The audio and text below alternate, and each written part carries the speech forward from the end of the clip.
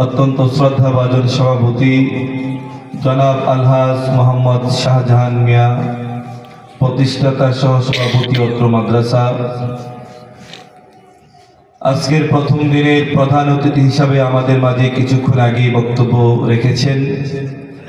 অত্যন্ত চমৎকার এবং দিক নির্দেশনামূলক বক্তব্য উপস্থাপন করেছেন বাংলাদেশ জামাতে ইসলামীর গাছা থানার সম্মানিত আমির আলহাজ মোহাম্মদ মিয়াজউদ্দিন মাস্টার সাহেব, দিগর অতিথিবৃন্দ, মুআজ্জাজ মুকাররম উলামায়ে কেরাম, আমার সামনে উপবিষ্ট এলাকার মুরব্বী বাবারা, যুবক ভাইয়েরা, মাদ্রাসার তালেবুল ইলম, আজিজ তুলাবা, পর্দার আড়ালের অবস্থানগত অত্যন্ত শ্রদ্ধেয় মা ও বোনেরা, মহান আল্লাহ পাকের দরবারে লাখ কোটি শুকরিয়া জ্ঞাপন করছি, যিনি আমাদেরকে 2 দিনব্যাপী এই তাফসীরের প্রথম দিনের শেষ অধিবেশনে এই শীতের মধ্যেও আখিরে মুনাজাতের অপেক্ষায় আমাদেরকে আসার বসার, কোরআন এবং সুন্নাহ থেকে কিছু আলোচনা করার এবং শোনার তৌফিক দান করেছেন। যে রব আমাদেরকে বিশাল নিয়ামতটুকু দান করেছেন, সকলে রবের দরবারে কালিমাতুশ শুকর আদায় করে পড়ে আলহামদুলিল্লাহ। মুহতারাম হাজিরিন, সন্ধ্যা থেকে এই পর্যন্ত অনেক উলামায়ে কেরামের জবান থেকে আমরা আলোচনা শুনতেছিলাম। সর্বশেষ আমি আপনাদের সামনে উপস্থিত হয়েছি। আল্লাহ যদি আমাকে তৌফিক দান করেন, যে আয়াতে কারিমা তেলাওয়াত করেছি, আয়াত এবং হাদিসকে সামনে রেখে অত্যন্ত সংক্ষিপ্তভাবে কিছু কথা বলার, আল্লাহ যেন ইখলাসের সাথে বলার এবং আপনাদেরকেও আমলের নিয়তে শোনার তৌফিক দান করেন। সকলে বলুন আমিন। এই মাদ্রাসার যিনি মুহতামিম, আমার অত্যন্ত শ্রদ্ধাভাজন বড় ভাই মুরব্বী জনাব আলহাজ মনির হোসেন আব্বাসী সাহেব, তিনি এই মাদ্রাসার জন্য অনেক কষ্ট করেন। এই মাদ্রাসাকে তিলে তিলে বড় করেছেন। এই মাদ্রাসার সুনাম সুখ্যাতি পুরা গাজীপুরের মধ্যে ছড়িয়ে পড়েছে। আপনাদের সার্বিক সহযোগিতায়, এলাকাবাসীর সার্বিক সহযোগিতায় উনি আপনাদেরকে নিয়ে এই মাদ্রাসাকে দিন দিন তারাক্কার উন্নতির পথে এগুচ্ছেন। আমরা দোয়া করি আল্লাহ তাআলা যেন এই প্রতিষ্ঠানকে পায়ে তাকমিল পর্যন্ত পৌঁছে দেন এবং একটা মার্কাজ হিসেবে কবুল করেন। সকলে বলুন আমিন। মুহতারাম হাজিরিন, যে নবীর শানে দুরূদ পড়তেছিলাম, আমাদের জবানটা বন্ধ ছিল। একবার দুরূদ পড়লে এই নবীর শানে এত সওয়াব। আবু দাউদ শরীফের একটি হাদিস মনে পড়ে গেল।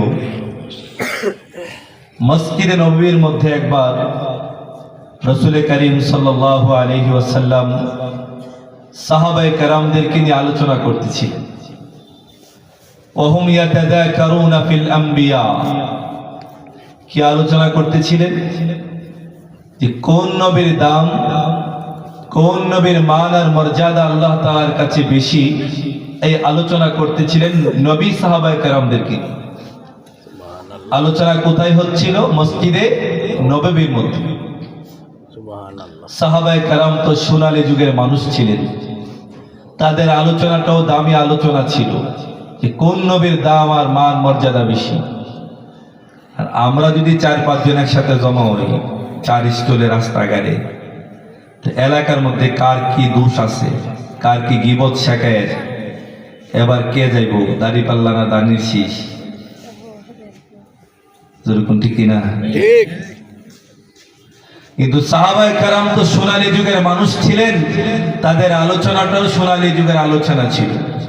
কারণ সাহাবায়ে কেরামকে রাসূল করিম সাল্লাল্লাহু আলাইহি ওয়াসাল্লাম এমন ভাবে তৈরি করেছেন যেদিন এই ধরার বুকে আগমন করেছিলেন বিশ্ব মানবতার মুক্তির দিশারি, বিশ্ব মানবতার মুক্তির কান্ডারি, নবিউল আরবি ওয়াল আজম, হাবিবে কিবরিয়া, আশরাফুল আম্বিয়া, সাইয়্যিদুল আম্বিয়া, ইমামুল মুরসালিন, রাহমাতুল লিল আলামিন, দো জাহানের নবী, আপনার নবী, আমার নবী, নবিউল আরবি ওয়াল আজম, হাবিবে কিবরিয়া, আশরাফুল আম্বিয়া, সাইয়্যিদুল আম্বিয়া, জনাবে মুহাম্মদুর রাসূলুল্লাহ সাল্লাল্লাহু আলাইহি ওয়াসাল্লাম, যিনি যেদিন এই ধরার বুকে আগমন করেছিলেন। একটু পরে ওই সমাজের মধ্যে মানুষ ছিল, কিন্তু মানুষের মধ্যে মনুষ্যত্ব বোধ ছিল না, মানব ছিল, মানবতা ছিল না, পরিবার ছিল, পারিবারিক বন্ধন ছিল না, সমাজ ছিল, সমাজের বোধ বুদ্ধি ছিল না। সারা পৃথিবীর মধ্যে ছড়িয়ে পড়েছিল হত্যা, অরাজকতা, বিশৃঙ্খলা, বেহায়াপনা, মূর্তি পূজা, দেব পূজা, এমনকি মদ পান, গোত্র সংঘাত, ইফতিজিং সহ সারা পৃথিবীর মধ্যে লুটতরাজ, সন্ত্রাসী, চাঁদাবাজি ছড়িয়ে পড়েছিল এমন একটি বর্বর অসভ্য জাতিকে যিনি মাত্র 23 বছর সময়ের মধ্যে একটি সোনালী যুগ, খায়রুল কুরুন যুগ উপহার দিয়েছিলেন। এটা এমন কোন শক্তির মাধ্যমে একটা বর্বর অসভ্য জাতিকে পরিবর্তন করে সোনালী জাতি উপহার দিয়েছিলেন। দুনিয়ার কোন তন্ত্র মন্ত্রের মাধ্যমে নয়, দুনিয়ার কোন অলৌকিক শক্তির মাধ্যমে নয়, একমাত্র আল্লাহর কোরআনের মাধ্যমে। যেরকম ঠিক কিনা? এই কোরআন 23 বছর জিন্দেগিতে কোরআনের মেহনত সমাজের মধ্যে, রাষ্ট্রের মধ্যে প্রতিষ্ঠার মাধ্যমে মানুষের দিলকে পরিবর্তন করে। যেই মানুষ আগে মদ খেত, পুত্র সংঘাত, ইফতিজিং, জীবন্ত কন্যা সন্তানকে মাটির মধ্যে পুঁতে ফেলত, এমনকি যেই মানবগুলো রাসূলের কল্যাণকে আনার জন্য তৈরি হয়ে গেছে, এই সমস্ত মানব কোরআনের ছায়াতলে আসার কারণে আল্লাহ রাসূলের কদমের মধ্যে তাদের মাথাকে নত করে দিয়েছে, রাসূলের জন্য জীবন দেওয়ার জন্য প্রস্তুত হয়ে গেছে। যেরকম ঠিক কিনা? আজকেও যদি আমার সমাজের মধ্যে, আমার দেশের মধ্যে, আমার রাষ্ট্রের মধ্যে কোরআনের শিক্ষা, ইসলামের শিক্ষা, ইসলামী আইন বাস্তবায়ন হয়, রব্বে কাবার কসম করে বলি, এই সমাজ, এই রাষ্ট্র, এই দেশ পরিবর্তন হবে। এই দেশের প্রত্যেকটি নাগরিক সুনাগরিকে পরিণত হয়। যেরকম ঠিক কিনা? একটি আদর্শ নাগরিক যদি আমরা গড়তে চাই, একটি আদর্শ নাগরিক যদি আমরা মানুষকে করতে চাই, তাহলে কোরআনের শিক্ষার কোনো বিকল্প নাই। যেরকম ঠিক কিনা? যতদিন পর্যন্ত এই দেশের মধ্যে, রাষ্ট্রের মধ্যে, সমাজের মধ্যে কোরআনের শিক্ষা বাস্তবায়ন না হবে, এই দেশ যখন ইসলামী আইন, কোরআনের আইন দ্বারা পরিচালিত হবে, তখন এই দেশের মানুষগুলো নিরাপদে বসবাস করবে। যেরকম ঠিক কিনা? এই সমাজের মধ্যে চাঁদাবাজি, টেন্ডারবাজি, ইফতিজিং, মদ পান, জুয়া খেলা, পুত্র সংঘাত সবকিছু এই সমাজ থেকে নির্মূল হয়ে যাবে। যেরকম ঠিক কিনা? কোরআনের শাসন ছাড়া সমাজ পরিবর্তন হবে না, মানুষের দিল পরিবর্তন হবে না। আল্লাহ রাসূল যখন কোরআন তেলাওয়াত করেছেন, আল্লাহ তাআলা এর মাধ্যমে মানুষের দিলকে পরিবর্তন করেছেন। সুবহানাল্লাহ। ওই জমানার মধ্যে সাহাবায়ে কেরামের যুগটা ছিল এমন যুগ, খায়রুল কুরুনি করনি সুম্মাল্লাযীনা ইয়ালুনহুম সুম্মাল্লাযীনা ইয়ালুনহুম, যে যুগ সম্পর্কে রাসূল আরবি সাল্লাল্লাহু আলাইহি ওয়াসাল্লাম বলে গিয়েছেন, আমার যুগ শ্রেষ্ঠ যুগ, সাহাবায়ে কেরামের জামানা শ্রেষ্ঠ জামানা, তাবেঈনদের যুগ খায়রুল কুরুনের যুগ। সুতরাং এই জামানার সাহাবায়ে কেরাম তারা মসজিদে নববীর মধ্যে আলোচনা করতেছিলেন কোন নবীর দাম বেশি। মনে আছে তো আপনাদের?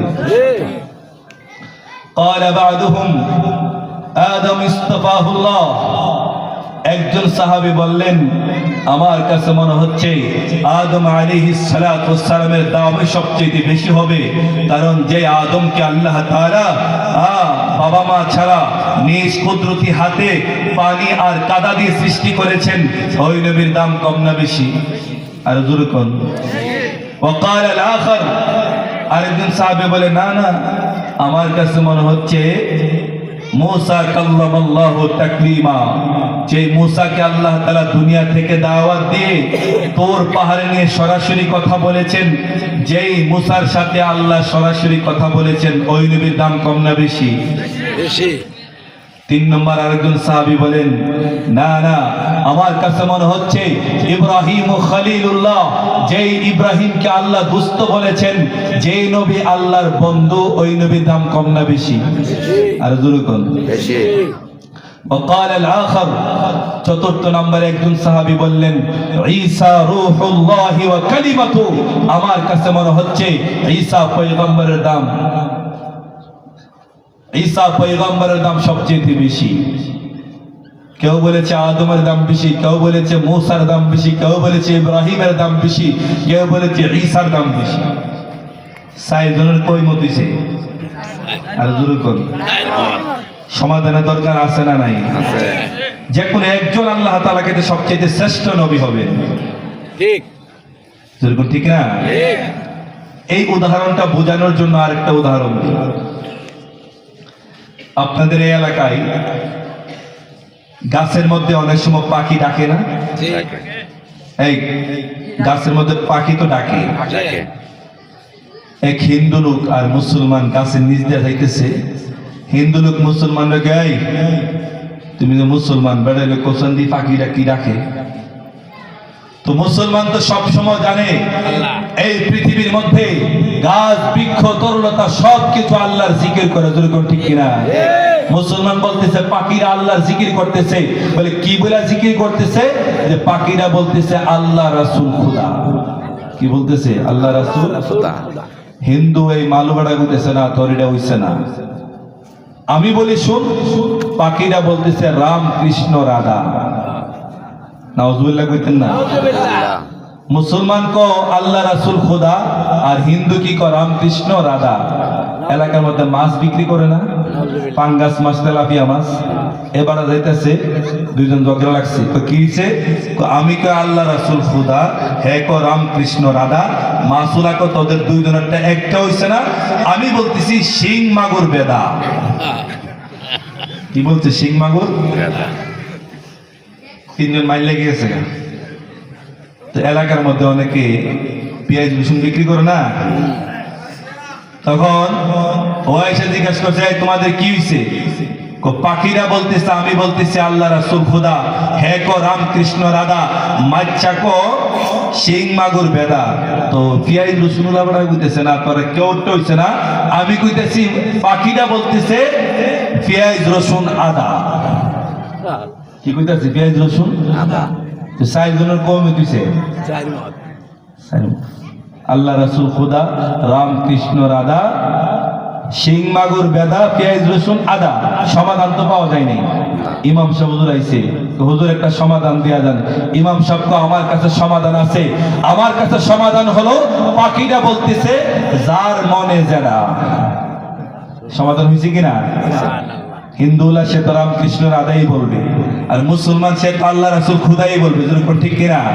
সাহাবায়ে কেরামের মধ্যে কেউ বলতেছে আদমের দাম বেশি, কেউ বলতেছে মুসার দাম বেশি, কেউ বলতেছে ইব্রাহিমের দাম বেশি, কেউ বলতেছে ঈসার দাম বেশি। রাসূল করিম সাল্লাল্লাহু আলাইহি সাল্লাম মসজিদ থেকে হুজরা মুবারক থেকে মসজিদে আসতেছিলেন আর বলতেছিলেন, ও সাহাবায়ে কেরাম, সামি'তু কালামাকুম ওয়া তাআজ্জুবাকুম, আমি রাসূল তোমাদের আলোচনা শুনতেছিলাম আর রাসূল অবাক হয়ে গেলাম। কেন অবাক হলেন? রাসূল বললেন, এই জন্য অবাক হলাম, তোমাদের মধ্যে কেউ বলতেছো আদমের দাম বেশি, কেউ বলতেছো মুসার দাম বেশি, কেউ বলতেছো ইব্রাহিমের দাম বেশি, কেউ বলতেছো ঈসার দাম বেশি, কিন্তু আমি নবী মুহাম্মদের নামটা যে নিলা না। সুবহানাল্লাহ, জোরে কইতেন না? ও সাহাবায়ে কেরাম শোনো, আল্লাহ যদিও আদমকে সফিউল্লাহ বানিয়েছে, मूसाকে কালিমুল্লাহ বানিয়েছে, ইব্রাহিমকে খলিলুল্লাহ বানিয়েছে, ঈসাকে রূহুল্লাহ বানিয়েছে। আমার আল্লাহ আমি বিশ্ব নবী রাহমাতুল লিল আলামিনকে সফিউল্লাহ বানান নাই, কালিমুল্লাহ বানান নাই, খলিলুল্লাহ বানান নাই, রূহুল্লাহ বানান নাই। ওয়া আনা হাবিবুল্লাহি ওয়া লা ফখরা। আমার আল্লাহ আমি বিশ্ব নবী রাহমাতুল লিল আলামিনকে হাবিবুল্লাহ বানিয়েছে। সুবহানাল্লাহ। ও সাহাবায়ে কেরাম শোনো, وأنا حامل لواء الحمد يوم القيامة। কিয়ামতের কঠিন ময়দানে আল্লাহর জন্য একটা প্রশংসার পতাকা হবে। তাহতাহু আদম ওয়া মান দুনা। আল্লাহর প্রশংসার পতাকার নিচে আদম থেকে শুরু করে ঈসা পর্যন্ত সমস্ত নবীরা আশ্রয় গ্রহণ করবে।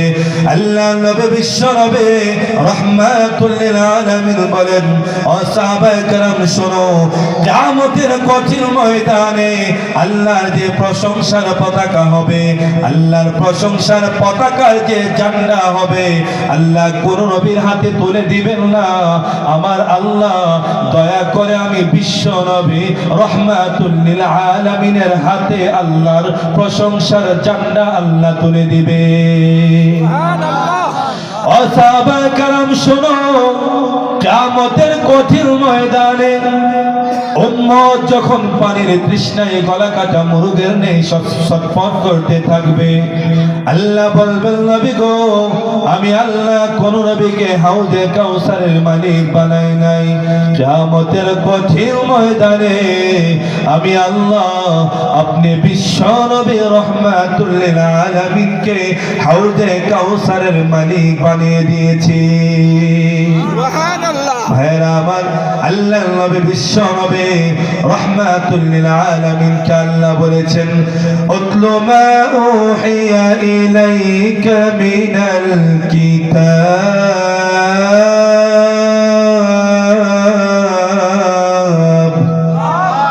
নবী আপনি কোরআন তেলাওয়াত করেন। আল্লাহ নবী যখন মধুর কণ্ঠে কোরআন তেলাওয়াত শুরু করে দিয়েছে, মক্কার কাফের বেঈমানেরা বলে, না না মুহাম্মদ তিনি নবী না, রাসূল না, তিনি কবি হবেন না তো গণক হবেন। আল্লাহ বলেন, না না আমার নবী কোনো কবি না, আমার নবী গণক না, আমার নবী জাদুঘর না। আমি আল্লাহ আমি বিশ্ব নবী রাহমাতুল লিল আলামিনকে গোটা পৃথিবীর জন্য রহমত হিসাবে প্রেরণ করেছি। সুবহানাল্লাহ। আল্লাহ নবী কোরআন তেলাওয়াত করে রাসূলের কোরআন শোনার জন্য কাফেররা পর্যন্ত অবাক দৃষ্টিতে তাকে থাকতো। আল্লাহ নবী বলেন, ওয়াশ-শামসি ওয়া দুহাহা ওয়াল কমারি ইযা তালাহা ওয়ান নাহারি ইযা জাল্লাহা।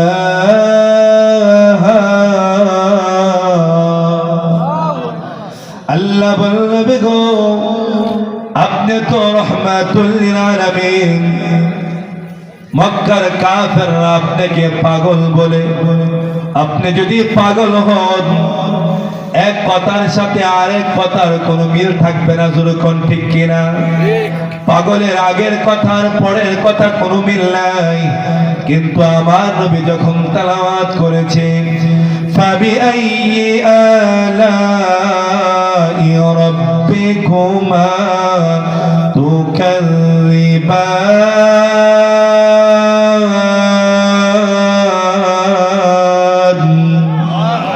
কিছুক্ষণ পরে পরে আল্লাহ যখন বলেন, ফাবিআইয়ি আলাই রাব্বিকুমা তুকাযযিবান, কাফেররা বলে এত সুন্দর তেলাওয়াত কোন পাগলের হতে পারে না।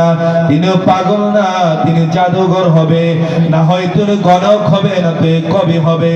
আল্লাহ বলেন না, ওয়ামা আরসালনাকা ইল্লা রাহমাতাল লিল আলামিন।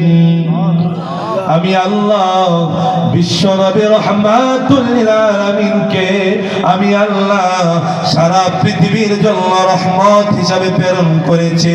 আমার নবী মানবের জন্য যেমন রহমত, দানবের জন্য তেমন রহমত, পুরুষের জন্য যেমন রহমত, নারীর জন্য তেমন রহমত, বিধবাদের জন্য যেমন রহমত, ইয়াতীমের জন্য তেমন রহমত, বুড়ার জন্য যেমন রহমত, যুবকের জন্য তেমন রহমত, শ্রমিকের জন্য যেমন রহমত, নেতার জন্য তেমন রহমত। যেরকম ঠিক কিনা ভাইরা আমার, এক নম্বর আল্লাহ বললেন গো উতলু মা উহিয়া ইলাইকা মিনাল কিতাব। হে রাসূল, আপনার উপরে যে কোরআন নাযিল করেছি আপনি কোরআনকে বেশি বেশি তেলাওয়াত করেন। যেরকম ঠিক কিনা কোরআন তেলাওয়াতের দরকার আছে না নাই? কোরআন তেলাওয়াত কি স্কুল কলেজ ইউনিভার্সিটি শেখায় নাকি? আগে তো আমাদের সময় ইসলাম শিক্ষা ছিল, ওই ইসলাম শিক্ষা বইয়ের মধ্যে কয়েকটা সূরা আমরা মুখস্থ করছি। এখন এই ইসলাম শিক্ষার কোনো বিলই নাই। যেরকম ঠিক কিনা? এই কোরআন কোথায় শিক্ষা দেওয়া হয়? জামিয়া রশিদিয়া মাদ্রাসায়। যেরকম ঠিক কিনা? কোরআন না শিখলে আপনি নামাজ পড়লে নামাজ হবে? আপনি সারা জীবন নামাজ পড়েছেন, আপনার কোরআনও শুদ্ধ। নামাজ ভাঙ্গার কারণের মধ্যে একটা বড় নামাজ ভাঙ্গার কারণ হচ্ছে নামাজে অশুদ্ধ তেলাওয়াত করা। ঠিক, সারা জীবন নামাজ পড়ে আপনি কপালের মধ্যে কর ফালাই দিচ্ছেন, সর ফালাই দিচ্ছেন, কিন্তু আপনার কোরআন সহি না। এই নামাজ কি আল্লাহ দরবারে কবুল হবে? এই কোরআন শিখার দরকার আছে না নাই? আরে জোরে কোন, এটাকে আমার বাচ্চা শিখবে না, আমিও শিখবো। ইন্নাল ওয়ালিদা মাসউলুন আনিল ওয়ালাদি ওয়া ইন্নাল ওয়ালাদা মাসউলুন আনিল ওয়ালিদ। কিয়ামতের কঠিন ময়দানে সমস্ত বাবারা সন্তান সম্পর্কে জিজ্ঞাসিত হবে, সমস্ত সন্তানেরা মা বাবা সম্পর্কে জিজ্ঞাসিত হবে। এই জন্য ভাইরা আমার, আমি নেককার সন্তানের বাবা হতে চাই, কোরআন পড়নেওয়ালা হাফেজ কোরআন আলেমের বাবা হতে চাই। এক নম্বর আমার দায়িত্ব হলো আমি বিবাহ করার আগে ইখতিয়ারুস সাওজাতিস সালিহা, আমার একটা ভালো মা নির্বাচন করতে হবে। যেরকম ঠিক কিনা? ভালো মা কোথায় পাওয়া যায়? আরো যেরকম কলেজে, ভার্সিটি, ঢাকা বিশ্ববিদ্যালয়, অক্সফোর্ড ইউনিভার্সিটিতে ভালো মা কোথায় পাওয়া যায়? রাসূল বলেন তুনকাহুল মারআতু লিআরবাইন লিমালিহা ওয়া লিহাসাবিহা ওয়া জামালিহা ওয়া লিদীনিহা ফাসফার বিযাতিদ্দিন তারিবাত ইয়াদাক। হে পৃথিবীর মানবতা শুনো, তুমি যখন সন্তান নেককার সন্তানের বাবা হতে চাও, এক নম্বর তোমার জন্য করণীয় হলো ইখতিয়ারুস সাওজাতিস সালিহা, একটা ভালো মা নির্বাচন করতে হবে। আল্লাহ রাসূল বলেন ভালো মা কাকে বলা হয়? যেই মহিলার মধ্যে চারটি গুণ পাওয়া যাবে সেই হলো ভালো মা। যেরকম ঠিক কিনা? এক নম্বর, তোমরা যখন বিবাহ করবে তুনকাহুল মারআতু লিআরবাইন, চারটা গুণ দেখে বিবাহ করবে। লিমালিহা, সম্পদ আছে কিনা, পাঁচতলা দশতলা বাড়ি আছে কিনা, এটা বুঝাইছে? বুঝাইছে আপনি বিবাহ করার পরে আপনার বন্ধু বান্ধব নিয়ে শ্বশুর বাড়িতে গেলে সামাজিকতা রক্ষা করতে পারবে এমন পরিবেশ আছে কিনা। যদি এমন পরিবেশ থাকে ওই নারীকে বিবাহ করো। লিমালিহা ওয়া লিহাসাবিহা, বংশটা ভালো কিনা, বংশের প্রভাব আছে না নাই? ও জামালিহা, সুন্দর কিনা। সবাই যদি এই হাদিস অনুযায়ী সুন্দরী নারীর বিবাহ করে তো কালার বিবাহ করবো কেনা? সুন্দর দ্বারা যিনি বিবাহ করবেন তার চোখের মধ্যে যেই নারী সুন্দর সেটাই সুন্দর। যেরকম ঠিক কিনা? হোক সেটা কালো। 4 নম্বর বলেছে ওয়ালি দীনিহা, দিনদারি আছে কিনা। রাসূল বলেন ফাসফার বিযাতিদ্দিন, এই চারটা গুণের মধ্যে বংশ মোটামুটি বালা, সম্পদ মোটামুটি আছে, সুন্দর মোটামুটি, কিন্তু দিনদারি আছে, মেয়েটা নামাজ পড়ে পর্দায় থাকে, কোরআন তেলাওয়াত করতে জানে। রাসূল বলেন এই দিনদারিকে প্রাধান্য দিয়ে বাকি তিনটাকে মাইনাসের পয়েন্টে রেখে তুমি বিবাহ করো। বিবাহ করার পরে তোমার এই দাম্পত্য জীবনের মধ্যে আল্লাহ তাআলা তোমার ঘরের মধ্যে জান্নাতি পরিবেশ দিয়ে দিবেন। জোরে কোন ঠিক কিনা? আর যদি লাল দিকে ফাল মারছে, টাকা দিকে নাইস মারছে, কদিন পরে জাহান্নামের আগুন ঘরের মধ্যে জ্বলে।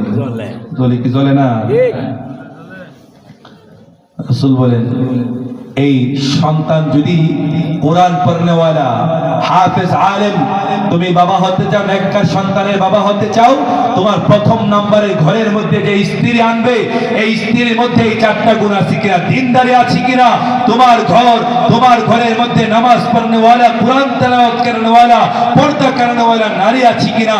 যদি এমন নেককার নারী থাকে, আশা করা যায় এই নেককার নারীর ঔরস থেকে আল্লাহ তাআলা নেককার সন্তান জন্ম দিবেন। জোরে কোন ঠিক কিনা? 2 নম্বর দায়িত্ব, যেদিন বিবাহ করেছেন ওই দিন স্বামী স্ত্রী যখন ফার্স্ট মিট হয়, প্রথম সাক্ষাৎ, তখন একটা দোয়া পড়ুন লাগে, এটা হাদিসের মধ্যে আছে। ঠিক, লাউ আন্না আহাদাকুম ইযা আতা আহলাহু ক্বালা বিসমিল্লাহি আল্লাহুম্মা জান্নিবনা ওয়া জান্নিবিশ শাইতানা মা রাযাকতানা। আল্লাহ নবী, বিশ্ব নবী রাহমাতুল লিল আলামিন বলেন, এই পৃথিবীর উম্মতরা শোনো, যেদিন স্বামী স্ত্রী একসাথে তোমাদের সাক্ষাৎ হবে, প্রথম মিলনে সাক্ষাৎ হবে, ওই সাক্ষাৎটা যেন আল্লাহর নামে হয়। বিসমিল্লাহ, আল্লাহর নামে তোমার দাম্পত্য জীবন শুরু হবে। আল্লাহুম্মা জান্নিবনা ওয়া জান্নিবিশ শাইতানা আলা মা রাযাকতানা। আয় আল্লাহ, আমাদের দাম্পত্য জীবন শুরু হচ্ছে, আমাদের দাম্পত্য জীবনের মধ্যে শয়তানের অনিষ্টতা থেকে আমাদেরকে হেফাজত করেন। এই দাম্পত্য জীবনের মাধ্যমে যদি আপনি সন্তান দিয়ে থাকেন, এই সন্তানকেও আপনি শয়তানের অনিষ্টতা থেকে আপনি হেফাজত করেন।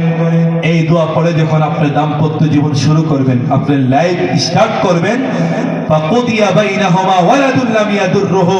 রাসূল বলেছেন, এই দোয়া যে পড়েছে তার সন্তান হওয়ার পরে সন্তানকে কখনো শয়তান ধোঁকা দিতে পারবে না। সুবহানাল্লাহ। এই দোয়া পড়ছেন তো? ইনশাআল্লাহ। যারা আরবি পারেন না, বাংলাতে পড়বেন। আয় আল্লাহ, স্বামী স্ত্রী দাম্পত্য জীবন শুরু করতেছি, আপনি মেহেরবানি করে আমাদের এই দাম্পত্য জীবনের মধ্যে আপনি বারাকা নসিব করেন। এটা ছিল জন্মের আগে আপনার দায়িত্ব। এখন সন্তান জন্ম হয়েছে, জন্ম হওয়ার পরে 1 নম্বর দায়িত্ব হলো তার ডান কানের মধ্যে আজান দিয়ে দাও, বাম কানের মধ্যে ইকামত দিয়ে দাও। আজান ইকামত দেওয়ার প্রচলন সমাজের মধ্যে আছে না নাই? আজান কই দিয়ে? রাস্তার মধ্যে না উড়ানের মধ্যে? মসজিদে আজান দিয়ে। রাস্তার মধ্যে আজান দেওয়া, বাচ্চা ভূমিষ্ঠ হওয়ার পরে রাস্তার মধ্যে আজান দেওয়া, উড়ানের মধ্যে আজান দেওয়া, এটা সুন্নত না, হাদিসের মধ্যে আসছে কানের মধ্যে আজান দেওয়া সুন্নত। নবজাত সন্তানের কোথায় আজান দেব? কানে। রাসূলের গোলাম ছিলেন আবু রাফি, মাওলা রাসূলুল্লাহ সাল্লাল্লাহু আলাইহি ওয়াসাল্লাম, তিনি বলেন, রাআইতু রাসূলুল্লাহ সাল্লাল্লাহু আলাইহি ওয়াসাল্লাম أذن في أذن الحسن بن علي حين ولدته فاطمة بالصلاة। আল্লাহ নবী, বিশ্ব নবী রাহমাতুল লিল আলামিনের কলিজার টুকরা, আদরের দুরানি ফাতেমা রাদিয়াল্লাহু তাআলা আনহা যেদিন হাসান রাদিয়াল্লাহু তাআলা আনহুকে জন্ম দিয়েছে, আবু রাফি বলেন, আমি দেখেছি আল্লাহর নবী নানা হইয়া সন্তানের কানের মধ্যে আজান দিয়েছে। হিনা ওয়ালাদাতু ফাতিমা বিসসালাহ, ফাতেমা যেদিন হাসানকে জন্ম দিয়েছে, আল্লাহর নবী